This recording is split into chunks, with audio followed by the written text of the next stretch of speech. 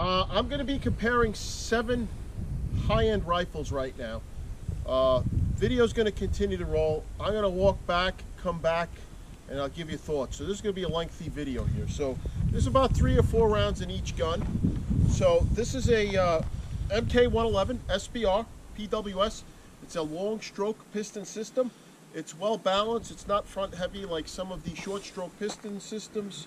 It's got an 8-point T2. Let's see how she does.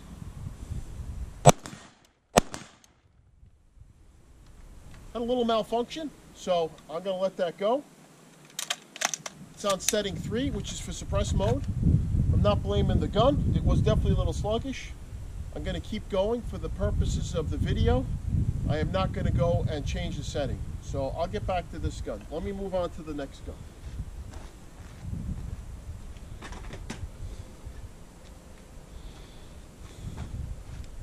I can tell you right now, this might be my new favorite gun. I've been a BCM guy for a long time. I still am. I love my 11.5-inch BCM. But there's something about this Geissele Super Duty. It's a quality gun. And if you watch some of the meltdown videos, this did very well on the meltdown. And comparing it to the Knight's Omen SR15, and you've seen I've had a bunch of them that I have made videos on. I wasn't impressed with the meltdown. It was like 500 and something rounds. So this gun is extremely smooth shooting. I can't describe it to you unless you shoot it.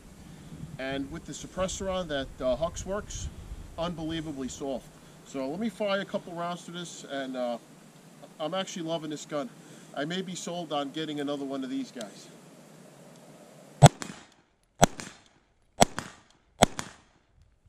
Yeah, the trigger's just amazing. The recoil impulse is amazing. It's a DI gun. It's a gas gun.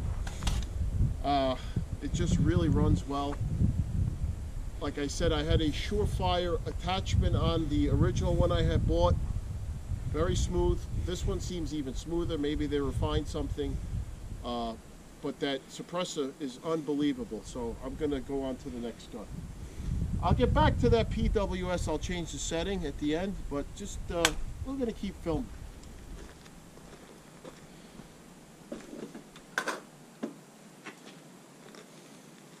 Okay.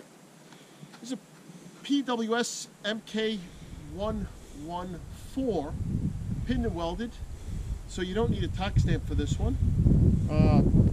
Very well balanced. So if you want to avoid the tack stamps, you can get one of these versus the SBR, paying a tack stamp. We're dealing with pistol braces and that stuff. So let's see what we got here.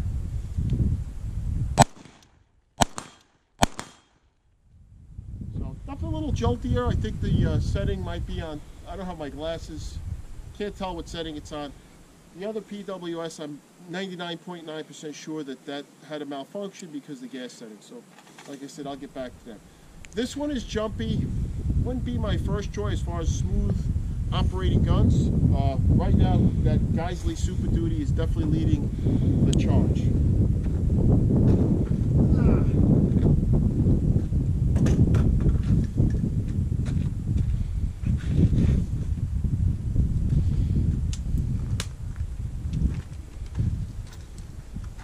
This gun, Colt M4 6921 SBR 14.5. It's got the side swivel, very nostalgic look. It's got the Colt Roger Super Stock. As far as the best looking gun, I still give this one #1 over all the other ones. But let's see how she shoots.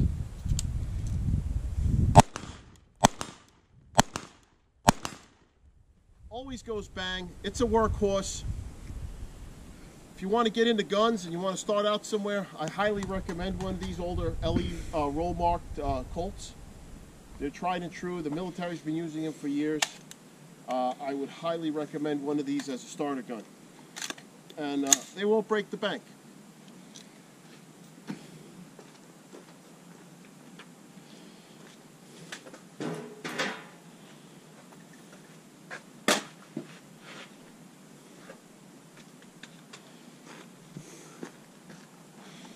Next is a Radian Mod 1. This one's more of a precision type rifle. It's got a stainless steel barrel. Also very smooth. The trigger's amazing on this thing. So that's why this has the Night Force sitting on it. It's more of a probably like a special purpose rifle. You know, if you're up on a rooftop or you're hunting or something, this might be the rifle you want. It's known for its accuracy. And let's see how this guy shoots.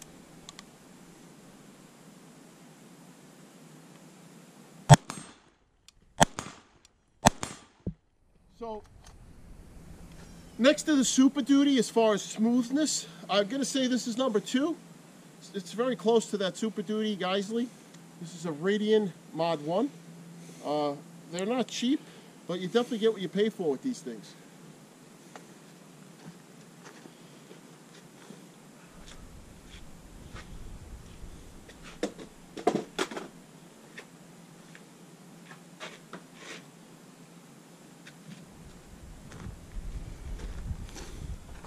Okay, this gun impressed me. I wasn't expecting this little gun to be as smooth as it was.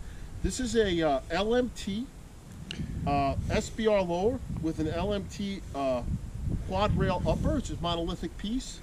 It's an 11.5-inch gun. I shot it with the Huxworks suppressor, and I could not believe how smooth this gun was. It absolutely eclipses my BCM 11.5-inch SBR with the A5 Veltor system. This does not have an A5 Veltor system. This is stock LMT buffer spring and weight in here, and it was still very smooth. So I'm going to shoot this guy and see how she does without the suppressor.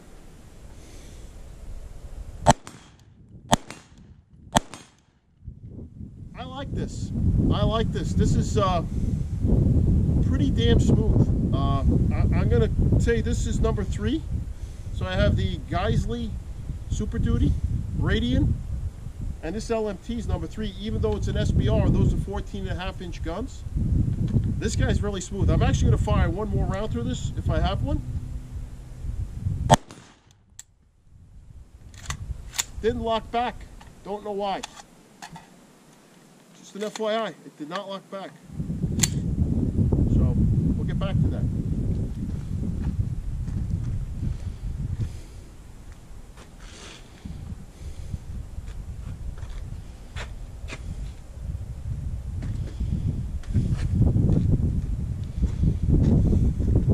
So I saved the best for last as far as I knew it, as my world. My BCM 11.5-inch gun, it weighs absolutely nothing. The rail is super thin. It's got the light. It does everything you want it to do. It always goes bang. This has the most rounds through it. This has a ton of rounds through it. So let's see how this guy does. Very smooth gun.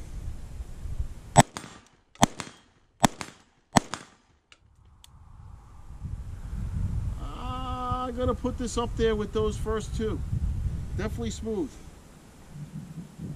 I'm still gonna stick with that Radian. The difference is when you put that suppressor on, very, very smooth. I'm gonna make another video after I'm done with this, just with the suppressors, one final video on my final thoughts on this whole thing. Let me finish out this mag on here. Honestly, pound for pound, if you're getting an SBR, this is the one I would recommend. BCM, 11.5-inch gun. It's got the Veltor A5 buffer system, a Geisley SSA trigger. It's got, this is the MK2 by the way. So BCM came out with their own proprietary upper receiver. This is the MK2 version. It's supposed to help mitigate gas in the face when you shoot suppressed. So, but yeah, this is a very sweet, light gun. I could carry this all day, every day, and still get the job done. So that's it with the comparisons for the day. I'm going to now go back to the suppressors, and we'll do another suppressed video and call it a day. Thank you for watching. Listen, I don't ask for subscribers. I do this for fun. I don't make a living on this. But if you want to subscribe, I have a lot of content coming. I just enjoy doing this stuff and making videos and shooting. So consider subscribing. I try and answer all the questions. I'm not the big guy yet, so I can answer all the questions. Sometimes I get nasty comments on the ammo, how expensive the guns are. How can you run the shit ammo through them? It's okay. They're not your guns. They're ours. Have a good day.